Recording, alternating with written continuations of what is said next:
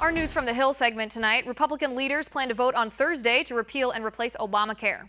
Speaker of the House Paul Ryan is optimistic about the bill's chances. He says, "The president is bringing people to his table, and I'm very impressed with how the president is helping us close this bill." However, after a closed-door meeting on Friday, several members of the House Freedom Caucus said they would not be able to support the bill in its current form. Take a look. But the more important thing is that premiums come down.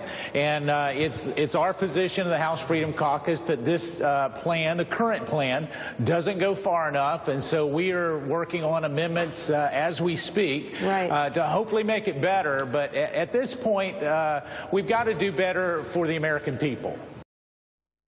With me now from Ohio's 6th Congressional District, Congressman Bill Johnson. Congressman, good to see you, sir.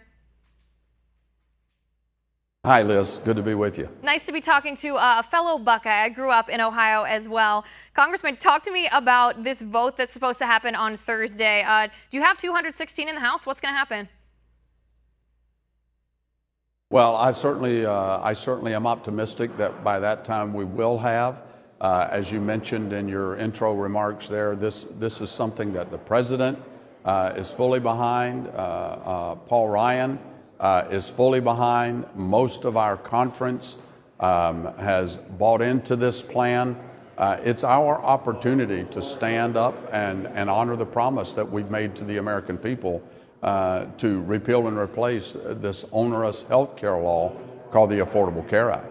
Right, and I think a lot of the American people agree they want Obamacare repealed. That's why they voted Donald Trump into office. But when you look at this bill, when I've looked at it myself, it does seem like Obamacare light. The subsidies are technically repealed, but they're basically just renamed, these tax credits, up to $14,000. The state exchanges are supposed to stay. A $100 billion fund essentially meant to bail out insurance companies. How will this drive down premiums? Well, let me address several of those things. You said that, first of all, that the subsidies are renamed as tax credits. Liz, the only way you could look at it as a tax credit and call it a subsidy is that if you think the money belongs to Washington, D.C. in the first place. I don't know when it became a bad thing to let the American people keep more of what they earn, especially to purchase something as critical as health insurance. But many of these tax and when you're credits, talking about many of the tax credits would apply to people who don't pay taxes. Well, but those are the people that have been disenfranchised on Obamacare. You've got millions of Americans that were driven onto the Medicaid rolls because of the collapse of the individual market.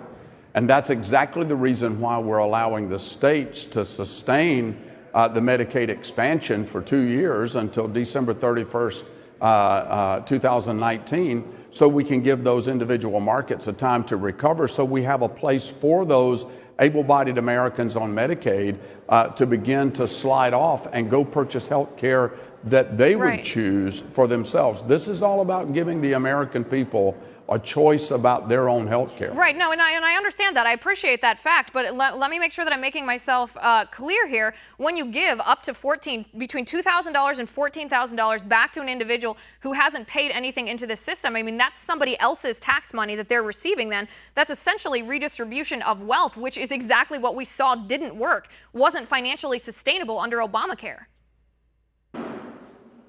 But remember, Obamacare was a job killer, Liz. When we start seeing an economic recovery, especially around the healthcare industry, especially in a district you mentioned like mine, you're a fellow Buckeye, I presume, so you know what Appalachia, Ohio goes through. This is a region of the country that's often in the back of everybody's mind in Columbus, even further at the back of everybody's mind in Washington, D.C. Unemployment is still relatively high in many places, well above the national level.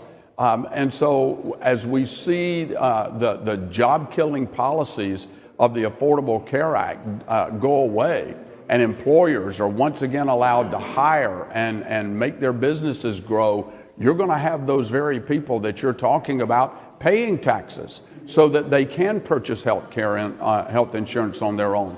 Millions of Americans were driven onto Obamacare because their jobs were destroyed, they were forced into part-time jobs, or their employers laid them off altogether, or they couldn't afford what was available out on the exchanges or the private market. So there's a lot of moving pieces to this, and remember, This is just the first of 3 steps in repealing and replacing the Affordable Care Act. This is not the end of the journey.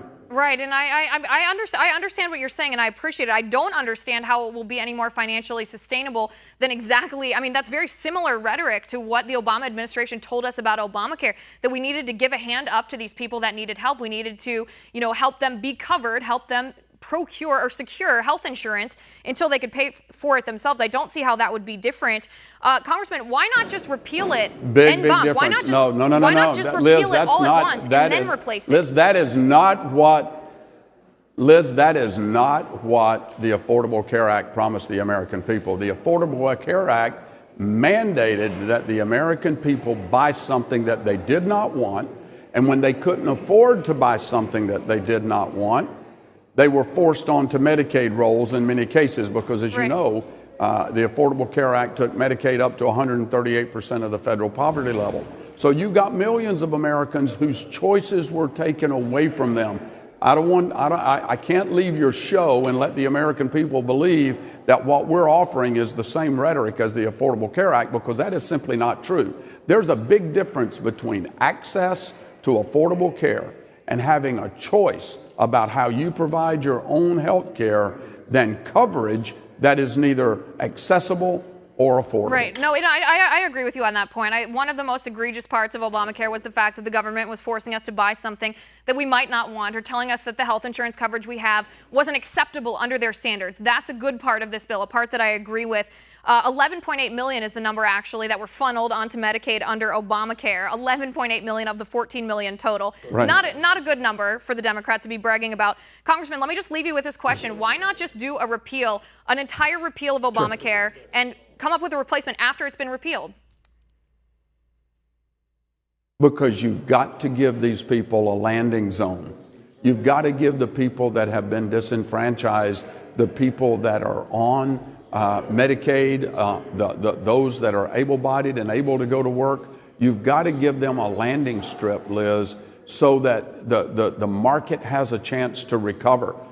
When you put competition and innovation into the healthcare system, and you start allowing insurance carriers to offer insurance across state lines, create a national market so you can go out and shop for your health care much like you do your homeowner's insurance or your car insurance. That's going to create a market, Liz, that's going to give people choices. And when that happens, look, we're the greatest nation on the planet. We represent over 50% of the global market, of the global economy. And it didn't just get like that overnight. It got that way because the concept of innovation and competition that comes from the American free enterprise system, that's what built the world's greatest economy. It's going to do it again in the healthcare industry. And we've heard from health insurance carriers that are thirsty to get back into the market. They couldn't stay in the market under Obamacare, but they're ready to come back in under the American Health Care Act. Right, and I agree with you. I think one of the things that's made our nation the greatest nation that the world has ever known is the fact the government gets out of the way and lets people innovate, lets people make decisions about their life. I do worry that government... Let's get out of the way. Right. Yes, get out of the way. I completely agree with that. And I certainly hope that this bill doesn't continue to have government be too involved. Congressman, I appreciate you coming on the show, sir. It was great to talk to you. Thanks. Nice talking to you, Liz. Appreciate it.